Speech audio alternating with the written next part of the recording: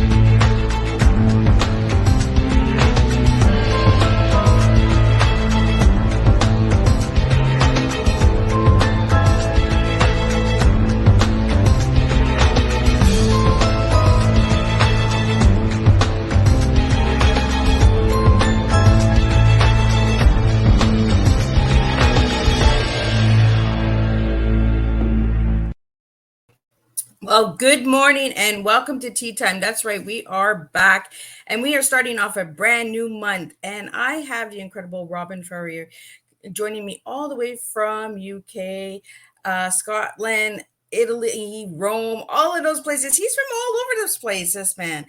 So he's going to be sharing his TEA with you this morning. And we're going to talk about hypnosis. We're going to talk about depression, divorce, all that good stuff. And we're going to serve you a good, strong cup of tea. So before we get started, I want everybody to grab your tea, coffee, juice, grab your breakfast because breakfast is really, truly important. And without breakfast, we can't start the day off right. So let's get started here for the month of August in 2023. So the disclaimer for Miss Liz's Tea Time live shows. Miss Liz myself is going live using StreamYard. Before leaving a comment, please grant StreamYard permission to see your name at StreamYard.com. Please be advised that the content brought forward for any Tea Time show hosted by myself, Miss Liz, is always brought forward in good faith. However, it may bring forth dialogues and opinions that are not representative of my platform. The facts and information are perceived to be accurate at the giving time of airing. All Tea Time guests and audience participants are responsible for using their good judgment in taking any action that may relate to the discussion. The content brought forward may include discussions for some where they may be emotionally at risk. It is significant to know that this show is engaging in discussion forums only to offer and inspire awareness and connection and is not providing therapeutical advice. If you have any questions about the disclaimer or the panelist discussion, you may freely contact me, Miss Liz, through my email at bookingmissliz@gmail.com. Moving forward, should you choose to voluntarily participate in today's show in any aspect, I myself, Miss Liz, welcomes you. And should you find that this show is not made for you at this time, I respect your wishes and will see you at a later show at a later date and time. And again, all Tea Time shows are hosted on Thursday, 10 a.m., 3 p.m., and 7 p.m. Eastern Standard Time this year in 2023. Unless it's a rescheduled tea time, then it's going to be on a Monday or a Tuesday because life does happen, right? So now a little bit about Robin. Well, who is Robin? Well, Robin is a pilot, a coach, a hypnotist, a hypnotherapist, and also an author, which I found last night when I did a little bit more homework on Robin. So let's get Robin in here and let's get him to spill a little bit of tea with us while I sip on my tea. So welcome, Robin. Hello, Liz, and thank you so much for taking the time to speak to me today. Very honored indeed. It is truly an honor to have you here. It's been really a crazy morning for me over here, getting all this technology in order, my tongue in order, and this tea in order. So, Robin, I want to start off with, who are you as a little guy, a little young lad, to who you are now? Oh, right. Well, that's a fair bit of ground to cover. But as a little lad, I was I was the son of a Church of Scotland minister and his wife, my mum, Gillian. And we had a very quiet life in a little sort of regional town in the southeast of Scotland. And it was, on the face of it, idyllic.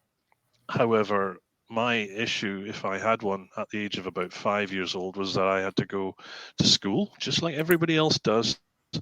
But my father was the chaplain of the school, and at that time, there was a lot of frustration going on in young kids, and of course, kids just want to take it out on somebody, don't they? And of course, authority comes in all sorts of forms. It could be the teacher, it could be the headmaster. Well, guess what? My father, as the chaplain, was sort of God's representative on earth or in school as far as they were concerned. So they couldn't take it out on God. So what was the next best thing? Well, me.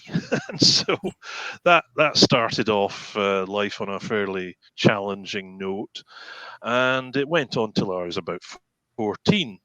And during that time, it changed me. If I'm honest with you, it changed me from a happy, outgoing young kid to a fairly introverted, quiet, crushed young man who had to overcome many of the self beliefs that he'd created about himself in later, at that time. But those I had to get rid of those beliefs later in my life because it was going to affect me all the way until now. So it's been an interesting ride, Liz, and hypnotherapy is only part of it. So it's been a long journey, and I look forward to telling you some more about it. Well, and the reason why I always ask all my guests who they were as a kid and who they are now is because sometimes it brings us into our adulthood, right? The journeys that we take and the steps that we have to take. And you started this business called One Small Step. So it has to start with the small steps of being the young lad to where you Hmm. are today, right? I think, like, there's a wonderful phrase that all growth and joy comes on the far side of fear.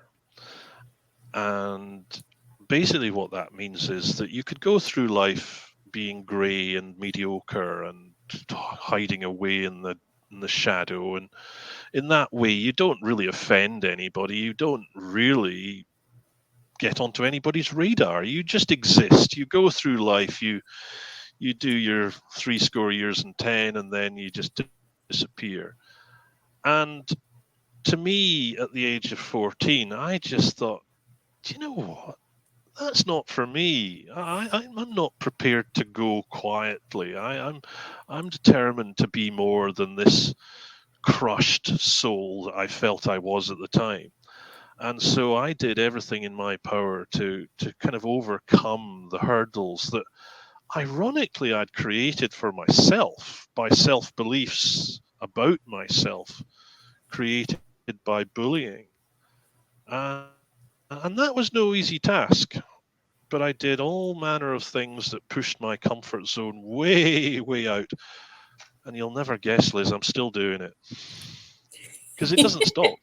You Right? keep on keeping on. So how did you get the name One Small Step?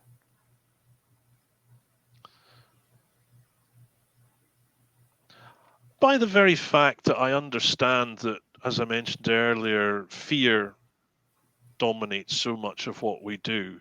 And so sometimes moving beyond fear just seems utterly impossible to people. But it only takes one small step, the decision to make change. And I think that is the most important thing of all, is just the decision that you've had enough. You want to change. Something new has to happen. I can't put up with this crap any longer. I need to do something different and make something new happen. And that's it. You don't need to do it in big jumps. You don't need to take massive leaps. The superhuman cloak doesn't need to come out of the cupboard. Just a small step is all it takes to get started, and that's hence the name of the organization. I really like it because it's simple. I like simple things, right? I serve tea. It's very simple, you Well, know. it works for me. And one small step does make a difference, right? One small step of beating fear and that. And what I It found out certainly about does. you, Rob, what I found out about you, Robin, is that you're very determined. You're very, you know, moving forward. You've overcome a lot of obstacles in your life. And being a man, speaking about bullying, has to be hard as well. And you also offer services for men as well for that.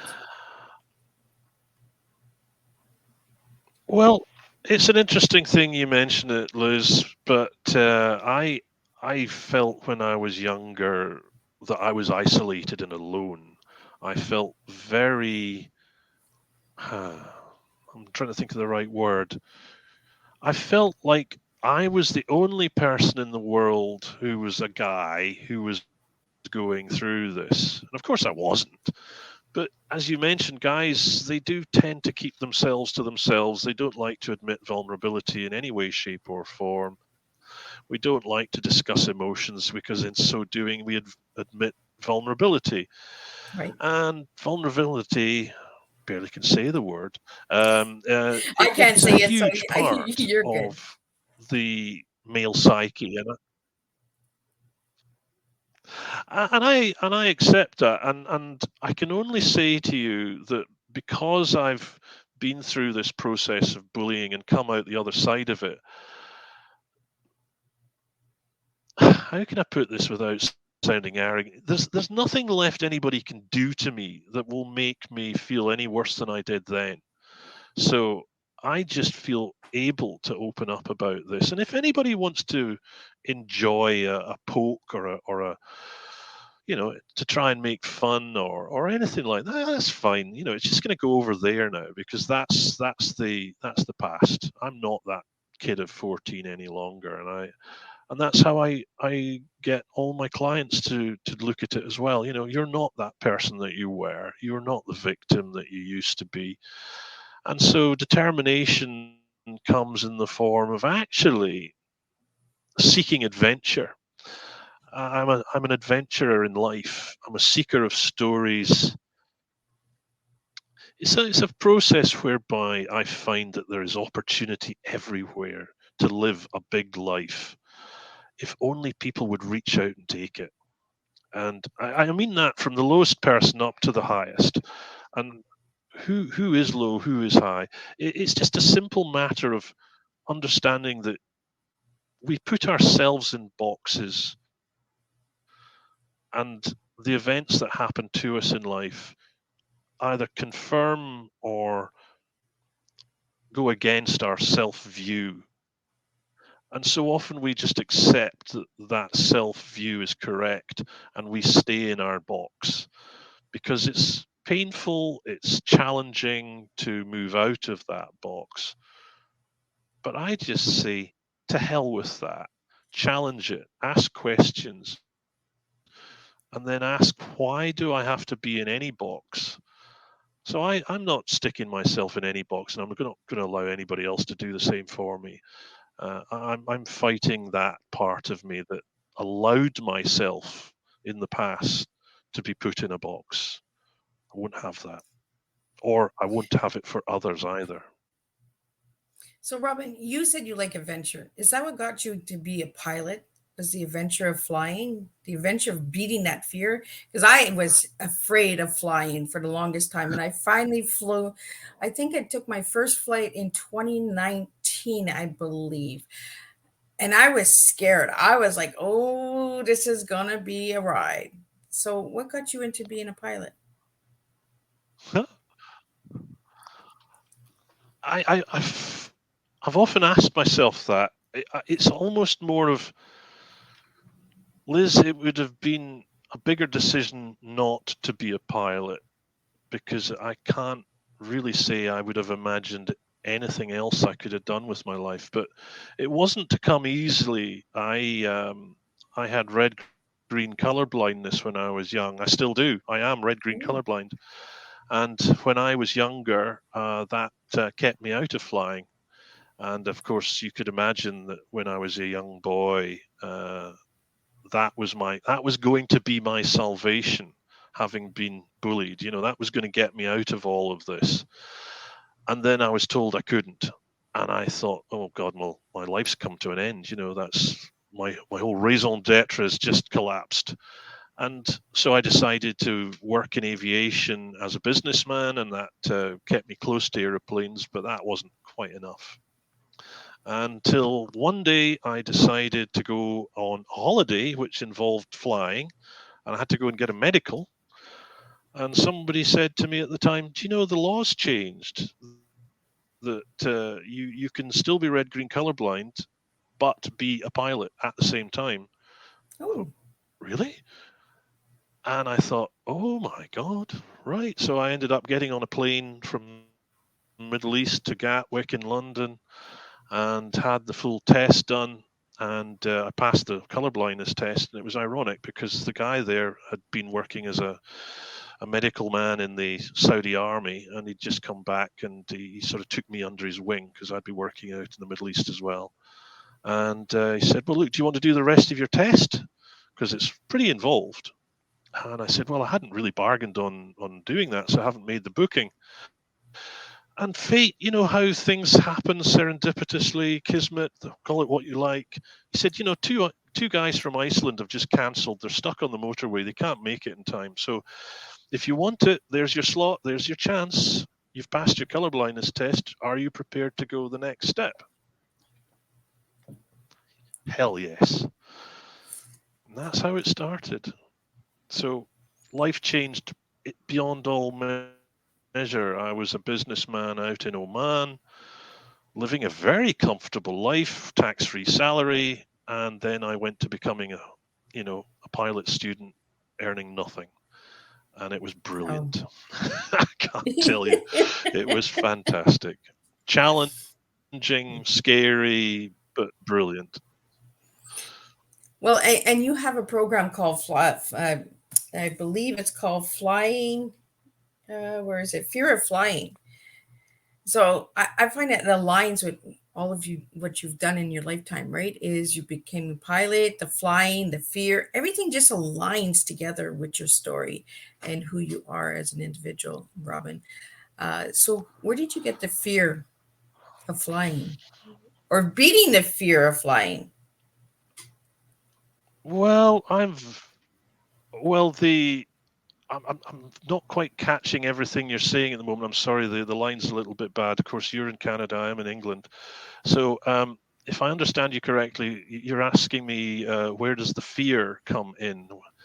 Yeah. And fear for me has been an intrinsic part of my life, as you can understand, from a very young age, because I became super hyper vigilant. I became terrified of my own shadow. When I was younger, I used to rush my words out because I was so utterly stressed about everything, and I didn't want to be seen or heard. So I would just stumble words out. People would go, "What? What did you say?" And then that would be enough to completely freak me. And I see other kids now who are super stressed doing the same thing, and I think, "Ah, you poor kid, I know how you feel." And so, as I say to you, growth and happiness is always on the far side of fear. You gotta push through it. There's no alternative. And so what I did was I recognized this quite early on by reading the book by Susan Jeffers called Feel the Fear and Do It Anyway. And cut a long story short, that saved me from a lot more stress and anxiety than probably I would have endured had I just tried to struggle on my own. And I owe that little book a lot. So as a result, I became a trainer for that organization, Feel the Fear and Do It Anyway. And now I provide people with an insight into the role of fear in our everyday lives and how to surpass it, how to get past it. Because everything we do, I think, has a large part of fear in it. And I think a lot of people misunderstand what I mean by that because they think it's all to do with sort of Halloween and people getting frights and shock. It's not so much that. It's about the concept of not wanting to do something because there is a consequence. And there are all manner of fears that people have, and they don't necessarily know that they've got them because a lot of them are held in our subconscious. And of course, that's where the hypnotherapy comes in, because the subconscious is the part of our psyche which basically drives pretty much everything we do.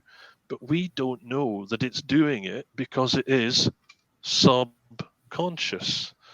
We don't know what's happening. We can't see it, we can't feel it, but we know something's going on because we react, we respond, we behave in a certain way.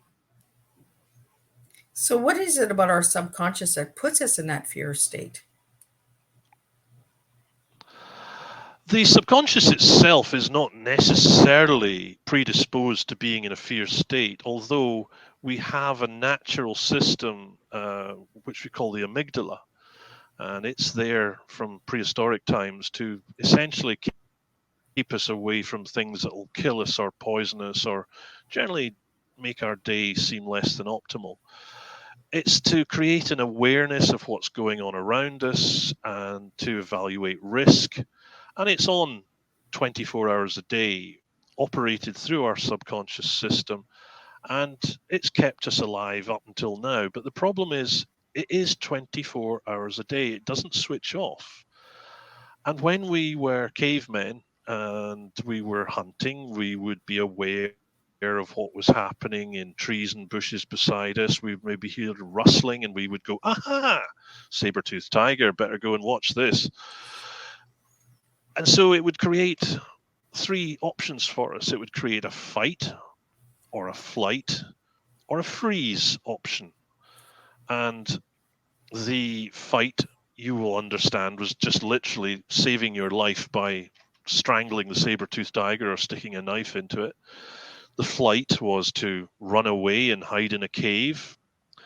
But the other one, the freeze option, was one that people haven't really talked about quite so much, and it leads to all sorts of interesting consequences in our daily life, not least of which is procrastination. So freeze was the reaction we would have to that saber-toothed tiger, which said, "Oh, I'm dead. Don't kill me now because I'm dead already and I'm probably decaying, so you don't want to eat me." So that was the idea. And you would find also that it was there to stop you making noises. Maybe the saber-toothed tiger would just walk past you, not see that you were there. But now, because we are basically cavemen, walking around in jeans and t-shirts and suits, we haven't quite developed emotionally as much as our culture has. Oh, And that's what seems to be causing so much of our stress and anxiety just at this time, because we still have this amygdala doing its thing, saving us from saber-toothed tigers. But now, instead of a rustling bush with a tiger behind it, we see threat in virtually everything. So that isn't too surprising, therefore, that we should feel anxious, that we should feel afraid, but not necessarily with any real conscious concept of what it is we're afraid of. We just know that we're constantly stressed, we're under tension, we feel nervous, anxious, or there are certain things which of themselves are not particularly frightening. But if you combine them with a series of other events, circumstances, they become a monster because of our amygdala. And that's a lot of what I do with talking about fear. It's that whole, is it real? Let's look at this. Let's make a real balanced decision about what it is that we're confronting. Is what we are afraid of real? And you'd be surprised how many of these things that we're afraid of, they're I'm not saying that they're all in our mind, because that unfortunately leads on to a whole set of other confusions. yeah. They are real to the person feeling them, but the reality of the situation often is that the feeling they have regarding their situation bears no comparison to the reality of the situation, because they've misconstrued, misperceived, and allowed their amygdala to overcompensate for a situation which really doesn't justify the feelings that they're feeling. Does that make them feel better? Not a Yeah. whole lot, but it just is the knowledge and part of the healing process that allows them to move forward, because knowledge is power. And with that power, you realize to some extent that you've created the situation into which you've fallen. It's not like, ha ha, there you are, get out of that. No, it's to do with the idea that, well, don't worry about this. This is something that we can understand now, given that we understand psychology and neuroscience so much better than we did even 10 years ago. So here's how we're going to deal with it. And then we then go through a healing process. So we have a question here for you, Robin. Why would someone have fear of hypnosis?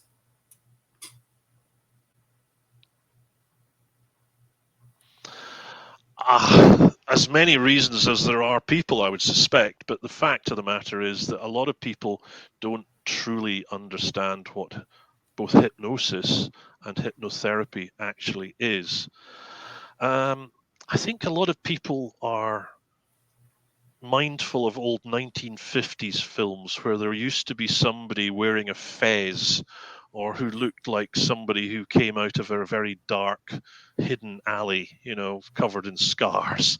And they would maybe wind a watch in front of you and you would And suddenly go that's what I got brrr, for hypnosis. and Was that watch, right? Was what, like in the video you see Robin is the well, watch. the whole thing about the watch is it was there to create something to focus upon. And that's what we do in hypnotherapy, in hypnosis. It's not a sort of zoning out. In fact, it's absolutely the opposite. It's an extreme focus, hypervigilance, hypersensitivity to what's going on, but inside your own mind. And it's not a process of losing control. It's actually taking control. You are guiding your own mind to places that you want to go. And I think the final thing about what people may be afraid of is that they are not quite sure what you, the hypnotherapist, are going to do, and therefore they feel that you may give them some suggestions or put some code into their mind that somehow allows you to take advantage of them. I would like anybody who's watching this to be reassured that nobody can do that to you. You will not do anything for a hypnotherapist or hypnotist that you do not want to do, because it will go against your natural values, and your natural values are resident within your subconscious. And so it's the subconscious that we're dealing with. And if it says, let's put it this way, Liz, I could be a very rich man by now, couldn't I, if I was able to do that? Yeah. And I can't. So I say to you, you retain control of yourself at all times. That's what I think people are afraid of. Or something else that I haven't heard of yet. So we have another question for you, Robin. If you've been hypnotized once, can you get re-hypnotized over and over again? Sorry, Liz, could you say that again? Uh, the way it's worded here is if you've been hypnotized once, can you be re-hypnotized over and over again? You could be hypnotized anytime. I mean, you could be hypnotized now. You might not even theoretically know it. I mean, there's the irony. We're hypnotized by the media every day. They use techniques to use all manner of mind. I'm going to watch what I say here because there's lawyers that like to take advantage of you. The media use all the tricks in the book to create fear within their readership or their viewership, because advertising is part and parcel of the media. That's where the money comes from when they, do the news, for example. And if everything's going well and everything's tickety-boo, well, somehow that doesn't really sell newspapers, because what really happens is they create a situation whereby they want people to feel nervous. They want people to activate their amygdala, to feel that they need to take action, to do something. And in order to do that, they need information. And you will find that 99% of what comes on the TV these days is negative in order to achieve better advertising sales through viewership. Now, people will call that conspiracy theory. Some people will say that I'm being cynical. And all I would say is just have a look at what it is that comes on your TV every day. I would suggest to you that fear is a very large part of what comes on that television. And so that's why I generally don't watch it. I sometimes end up in a situation that gets a little bit awkward because something happens on TV and I'm the last person to hear about it. But frankly, that's a rarity. And I just find that I live a better life not being played with by people using underhand methods. And hypnotherapy goes way back in terms of how things could be done to play with people. Now, remember, first of all, what I said, that people will not do anything that goes against their values. But people who work in TV and radio and the newspapers are not daft. So they will instill doubt. They use doubt and uncertainty. And that doesn't go against your values. That's probably one of your strong values. It's one of those self-protective things. And this is why when I talk about fear, I have to ask people to really evaluate, is the fear real? Because there are so many fears that people have that are based on things that they haven't actually evaluated themselves. They've just heard it from somebody else and they've accepted it. And it's a little bit like Chinese whispers, whereby somebody always adds a little bit more to it, adds that extra piquancy of spice. And I find that by the time it's got to the listener, the world is about to collapse, when in actual fact, somebody had a trip and a fall in the house next door. It's something we have to be aware of, and it's something that when we speak about fear in people, I ask people to be much more self-aware. Where does that information come from, and is it real? And I'm not just talking about the TV now. I'm talking about, for example, when you have an argument with your boyfriend or your girlfriend, and you have a fear that having had that argument, they might leave you. Where does that come from? Is that your fear? Is it based on reality? Would having an open conversation help reduce that fear?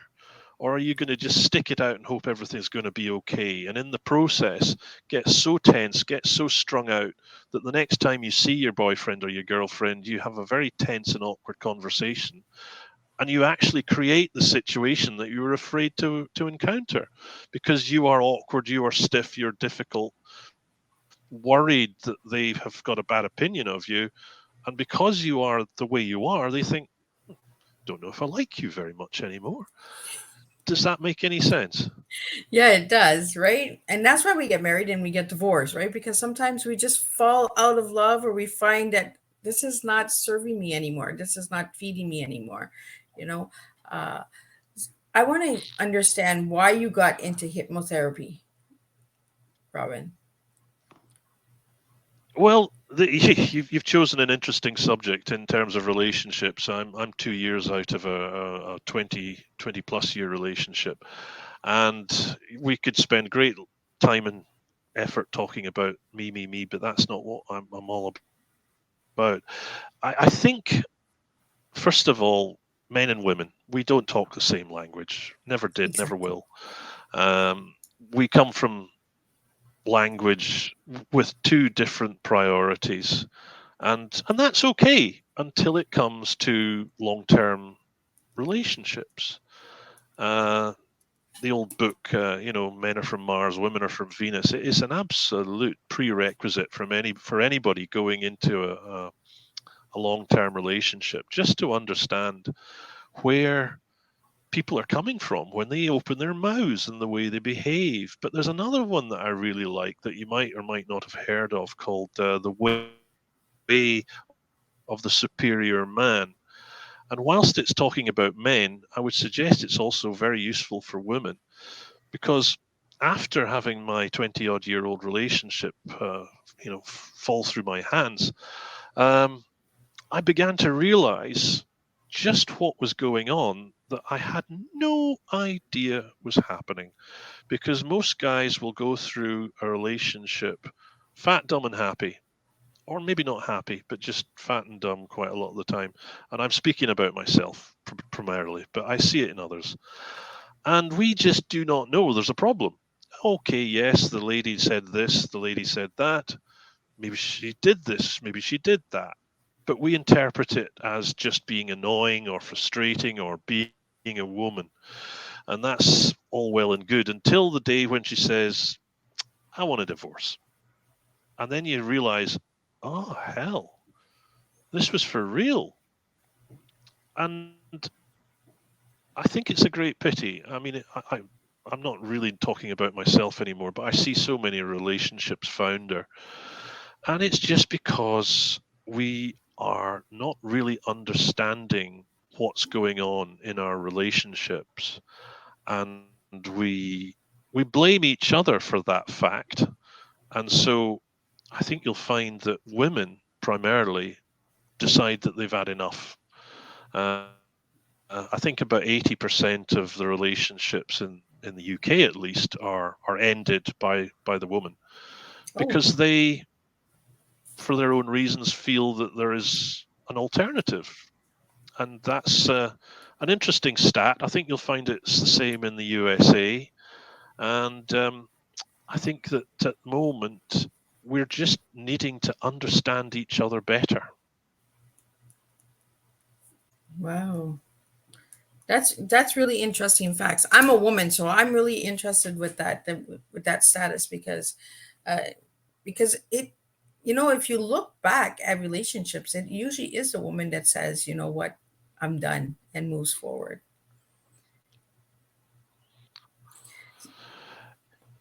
Well, men are into accepting pain, and I don't mean that in a Miss Whiplash point of view. I'm talking about men are happy in a relationship when they're in a relationship, if that makes any sense. The act of being in a relationship is a goal in itself, and the the the the growth that tends to come within a relationship quite often tends to be driven by the lady. And men are not necessarily conscious of the fact that the relationship isn't a static vehicle. They will want things to just carry on the way they have always been, and that's great. And then it's not. But we don't see it coming. And you could tell me, well, we gave you plenty clues. And I would suggest to you that we didn't understand the clues. We didn't get the significance. We didn't understand what you wanted. And let's be a little bit equal about this. Maybe you didn't understand us either. So let's keep it balanced, huh?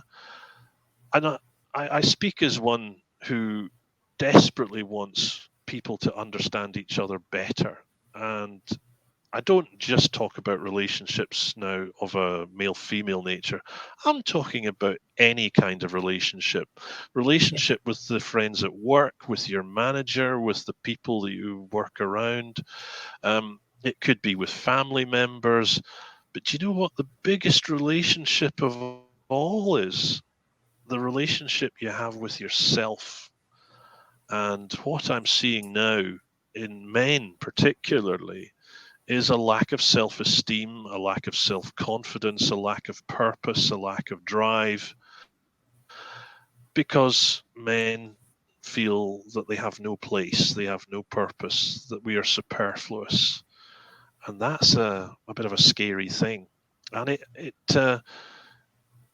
we could talk about this at great length, but I Hmm. think for both men and women, a concept of who you are and who you want to be is so important, because you can't find joy and peace and happiness until you actually like yourself, until you can look in that in that mirror and say, yeah, you're okay, you're doing all right, keep up the good work. Because most of us look in that mirror in the morning and think, oh God, I really don't like you. Maybe you'll look better tomorrow. You know? And tomorrow comes and it's just the same old face, a day older. What are you going to Well, do about it? Well, you need to change your point of view on life. so there is a little gap in between, because I've noticed it when I'm asking a question. Robin's taking a few seconds to process it. So there is some a little disturbance in the techno this morning. So, Robin, I want to get into. You bring up some really good points. Until you love yourself, until you look in the mirror and you say, Yeah, I'm "Wow, sorry. I really like this guy. I really like this woman." It's really hard to make a relationship with anybody. Uh, so we really got to start loving ourselves and just being ourselves. So I want to get into your tea this morning, Robin. If I ask you what your tea is, what three words would you give me for the TEA?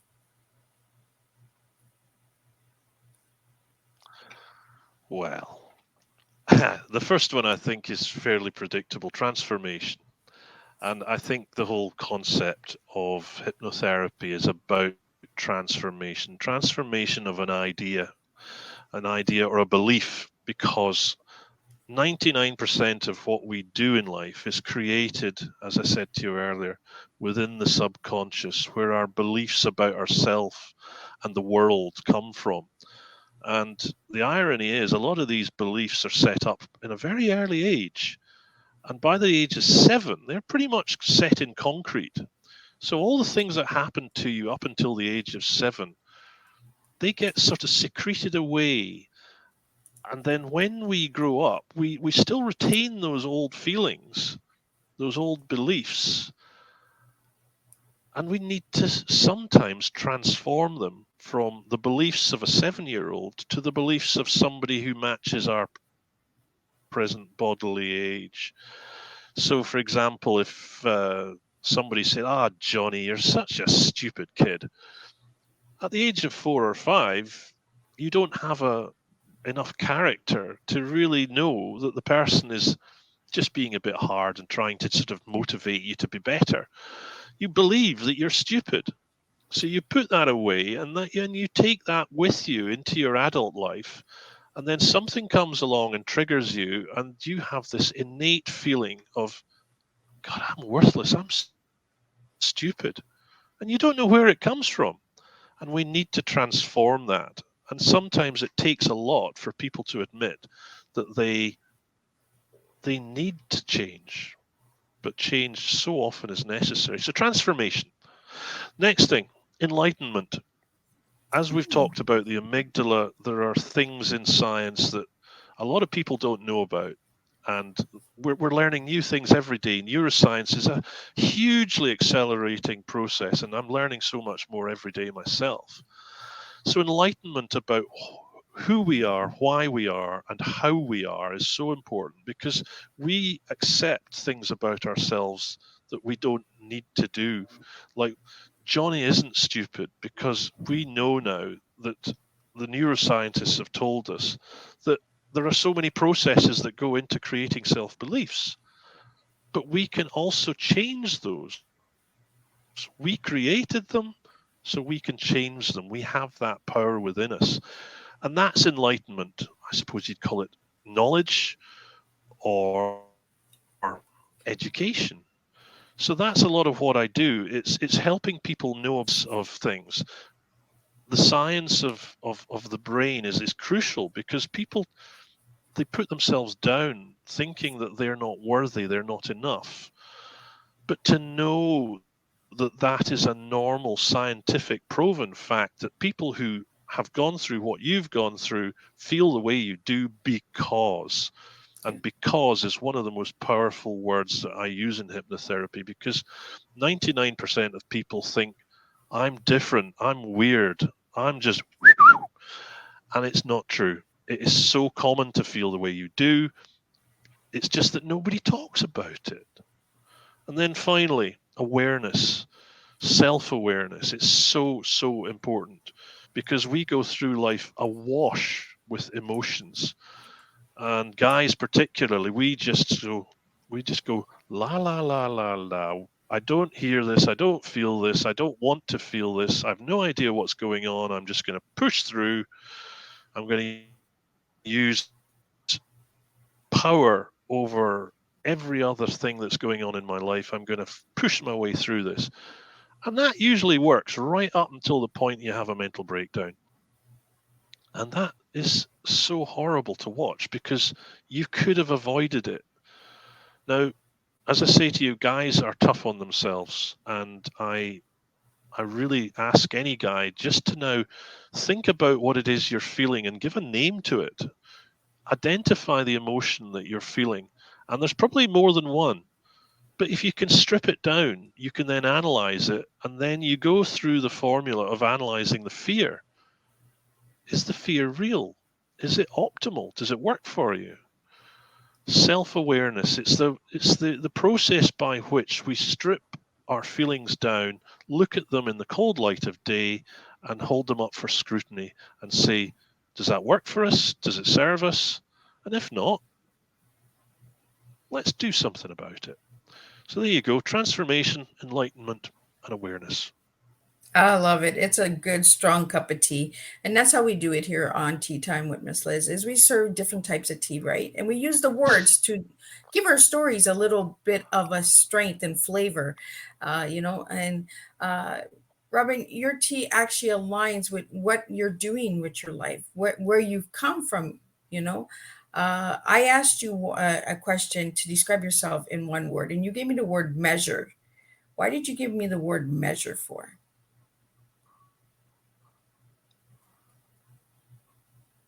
Blah, blah, blah, blah. You've completely floored me. Measured. Yeah, you gave me the word measure when I asked you to give me a word to describe yourself. So I'm not sure where measure comes in.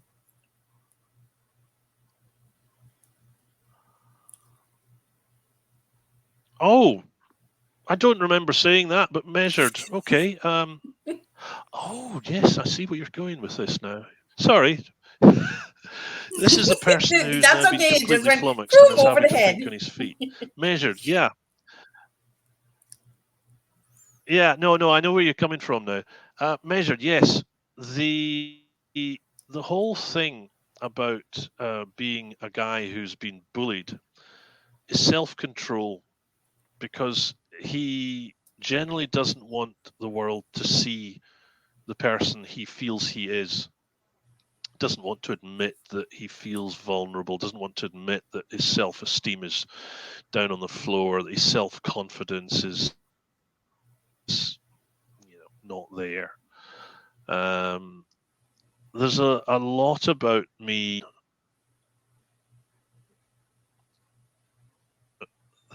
Sorry, this is a bad line. That he does not want the world to see. And so it's all about mental self-control. And I would suggest to pretty much anybody watching this that a knowledge of your own mind is so powerful, because you can see things coming. I mean, we talk, for example, in hypnotherapy about triggers. Triggers are things that are essentially deep-rooted memories and feelings and emotions that are dormant within the subconscious right up until something comes along to just stir them up again and bring back those feelings that you thought were long gone. And so let's talk about trauma then. In childhood, you might have had a very abusive mother or father, And that would have been traumatic. You would have had all manner of negative feelings, and those would be stored away in that dark cupboard with cobwebs and dust on it in the subconscious. And you may well have done lots of therapy and all sorts of good things and kissed that goodbye right up until the point where you end up in an argument with your husband, your boyfriend, girlfriend, and she throws something at you, or maybe it's a friend or even a work colleague, and that feeling that you had when you were so much younger just comes back, bites you in the arse, and you do something or you say something which is totally disproportionate to the situation. You're not feeling something that relates to what that person said to you. You are responding to the feeling that then created, which was that old memory from way, way back. That's a trigger. And you respond to those triggers so often disproportionately. So measured. It's through being self aware, self knowledge, and enlightened about the science of neuroscience and psychology generally that allows me to at least make an effort to control those things I know are my weaknesses, my triggers, the you know, things that we say we've fixed that we haven't fixed because they're still there. We just have a bigger noose around their neck once we've had therapy. So I want to get into we're almost at the hour here, Robin. So what programs and services do you offer for hypnotherapy?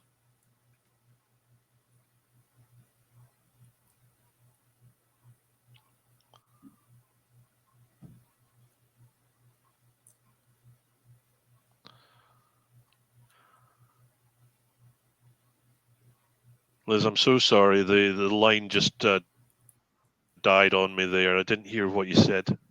Oh, okay. I was asking. We're almost at the hour, almost done our tea time here. So, what services and programs do you offer through your services, Robin?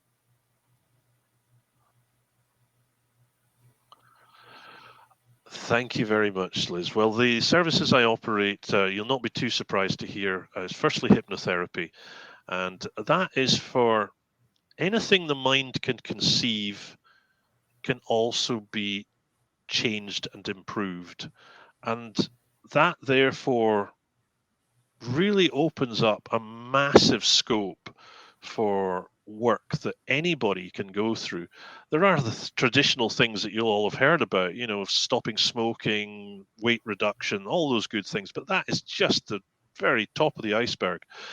I'm seeing people coming to me for all kinds of addictions, all manner of mental health problems, but there's things like phobias, people who are afraid of things that don't necessarily, to you and me, justify fear.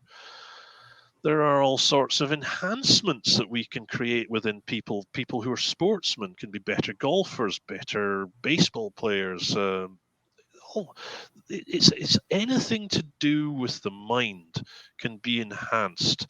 Um, I don't know if you remember that film Limitless, where there was a chappie who would take a pill and it gave him access to so much more of his brain, and it just made him limitless. And he ended up, well, he basically got into a bit of a mess because he abused drugs. But the fact is, we can enhance ourselves using hypnotherapy, but we can also take the brakes off our life. And that's where I come in, because I've put brakes on my life. I've held myself back. I've been the grey man. I've stood in the shadow for too long. And there's so many people out there who are just waiting to die. They just want it all to be over and just get on with it. Stop messing about. I hate this existence. And I just say to you, I want you to know that there is another way. I'm here and I'm ready to help. And it just takes the courage to extend the hand and say, please help, ready. So, Robin, do you offer services in person and virtual?